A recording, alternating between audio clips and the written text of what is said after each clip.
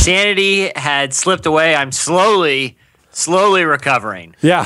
So let me update people listening for the first time. Yeah. Last week, Jesse partook in an internationally known phenomenon, which was for 168 straight hours, 24 hours a day, 7 days straight. He listened to nothing but the Nickelback catalog in order in an effort to raise money to build wells through charity water.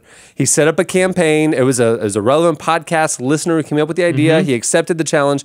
He set up a campaign, and as of recording right now, Jesse's campaign has raised $33,378, bringing clean water to 1,112 people, which is an absolutely amazing thing, buddy. That's nuts. Well, thank you guys and everyone who gave and supported. How many people gave? It was by 919 people. 919 people gave. Sorry. Wow. Yeah. By every standard, it was the weirdest week of my entire life. Yeah, I need the debrief. I want to know, how are you feeling? What was it like? Because last time we checked in with you, you were only on day 3, and you were a little frazzled. You and Sweet Dana still holding on? Still? Everything was thrown into a loop. Did she come home from the hotel? Yeah, my marriage, my parenting skills, my double sidecar project, all the welding I've been doing in the garage, all thrown off. Right. No, it was so yeah. For a quick I don't want to. I know we talked about it a lot last week, but for a quick recap, we launched the campaign page like a week early because we mentioned it on the podcast that we were going to be doing it. And we blew past our goal of $5,000. Right. So I bumped it up to 10. We quickly blew through that. And I guess it was, Cameron, was it Monday or Tuesday night that somehow MTV.com decided to publish the story? Tuesday night. Up until Tuesday, it was a couple of radio stations. There was a couple of international blogs. People would listen to the show. Right. And then Tuesday night, MTV.com picked it up. And that's when it was like, uh-oh. It just started to snowball. Yeah, this is the thing. Yeah, so I wake up on Wednesday and I have probably 7 or 8 morning radio interviews. And at that point, I'm just recycling my Nickelback jokes.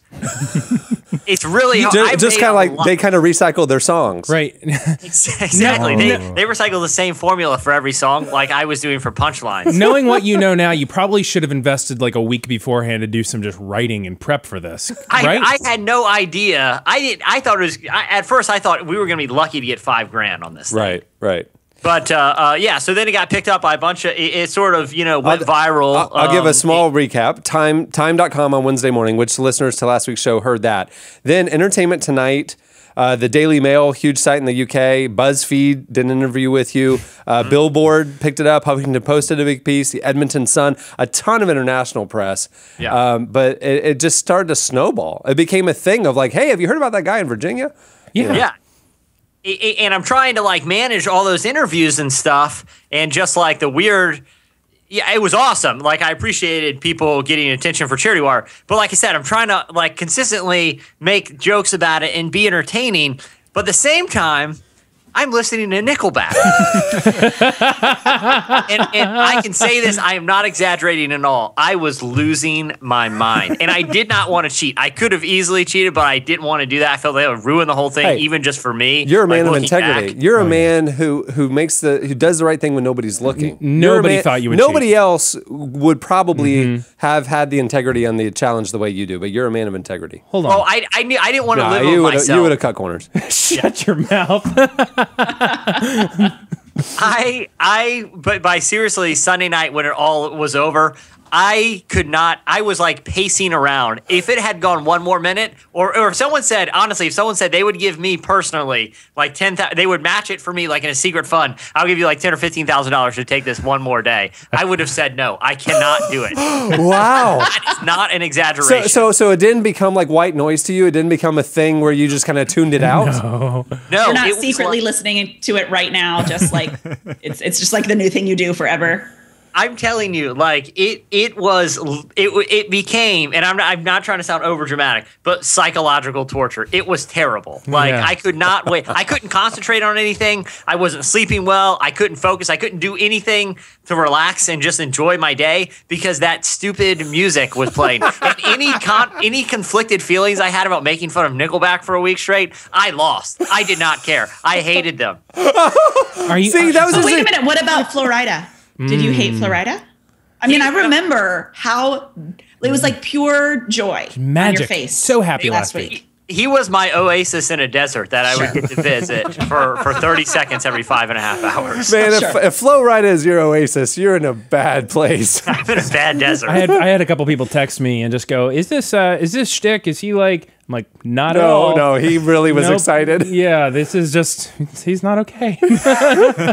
Yeah, no, there was no shtick on last Wednesday. No. But I can say this: I'm feeling like I'm fully recovering, and I do want to thank I felt like the Relevant Podcast listeners. They were so active on Twitter and constantly hitting me up that I felt like we were all kind of all in this together. Some of them were listening to Nickelback occasionally. Most of them said they didn't make it through a song, but I still appreciated that they were doing it with me. Yeah. Man, good job. What did you learn about yourself through this? That I'm a fragile person.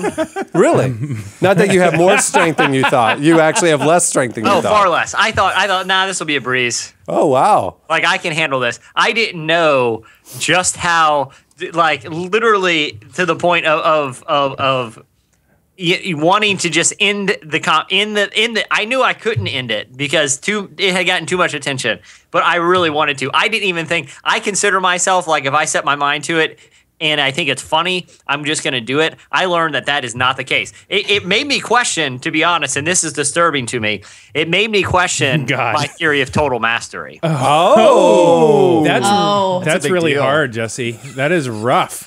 For context, I have a theory that given enough time, usually the 90-day range, I can total master any skill. Like dart throwing, ping pong, close-up magic, things like that. Yeah, I'm talking like round the clock, know, I could master. I don't know if I'm mentally strong enough to do it. Wow. And that that's a big hit. It's a big blow for me, but it is what it is. It's almost like a midlife crisis or something. It's like you think life's going to turn out one way and like your eyes are opened one day like, "Oh no, I'm not who I thought I was going to be." Yeah, thanks Nickelback. Yeah. What is your absolute favorite Nickelback song? When people would ask me on Twitter, I said my favorite moments in the catalog were the few seconds of silence between songs. Just sweet relief. Sweet relief. Yeah, it was just like a glimpse, a taste of what it's like not to have Nickelback constantly playing. Yeah.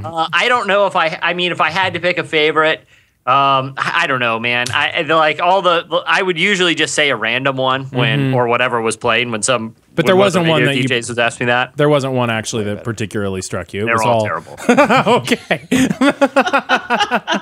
Oh, buddy.